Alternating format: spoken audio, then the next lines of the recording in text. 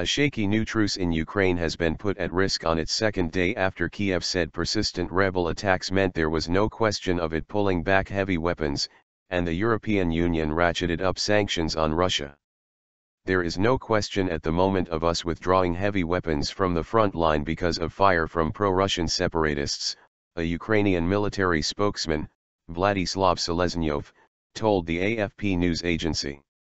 Pulling back tanks, artillery, and rockets from the front line in Ukraine's east is scheduled to begin from midnight, 2200 hours o'clock GMT, on Monday as part of the second phase of a European-mediated truce agreed to last week. But while monitors said the ceasefire that came into effect on Sunday was generally being followed, shelling was unabated around Debaltseve, a strategic railway hub linking the two main rebel-held cities of Donetsk and Luhansk. Monitors have not been able to reach Debaltseve. Passage to Russia. Al Jazeera's Charles Stratford, reporting from the rebel-held town of Uglegorsk, near Debaltseve, said incoming and outgoing shells had been heard following the ceasefire. If the rebels were to fully take Debaltseve, they would have a direct link to Russia, our correspondent said. The rebels said on Monday that they were prepared to provide a safety corridor in Debaltseve for Ukrainian soldiers, thousands of which were holed up in the hotspot town surrounded by pro-Russian rebels, and to set them free if they laid down their weapons, said Stratford. Eduard Basurin, a rebel commander, told Reuters news agency, "We suggest that the Ukrainian soldiers in Debaltseve stay alive. There is just one condition, that they lay down their weapons. We didn't talk about them becoming prisoners. Lay down your weapons and get out of here." Speaking to our correspondent on Sunday, however, rebel leaders in Debaltseve said that they had no intention of laying down their weapons. The Ukrainian government rejected the offer from the rebels later on Monday. Our correspondent said rebels say they do not include Debaltseve in the ceasefire deal.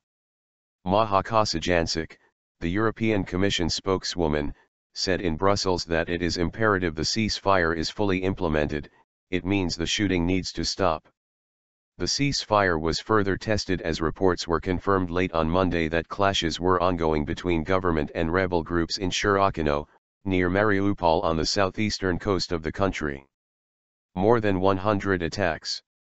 Ukraine's foreign minister, Pavlo Klimkin, said during a visit to Bulgaria that the Ukraine armed forces are fully observing the ceasefire regime, but unfortunately in response we have received 112 attacks in the past 24 hours from the terrorists of Donetsk and Luhansk.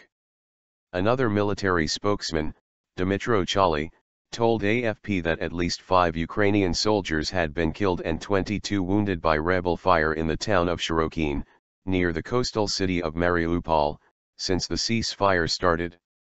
While tensions rose on the ground, the European Union upped the ante on the diplomatic front, adding 2 Russian deputy defense ministers, Anatoly Antonov and Arkady Bakin, to its travel ban and asset freeze blacklist for allegedly sending Russian troops and material in to support the Ukrainian insurgency. 3 other Russians, including 2 lawmakers, and 14 Ukrainians acting as rebel military or political officials in the self-declared republics of Donetsk and Luhansk were also blacklisted, along with 9 entities.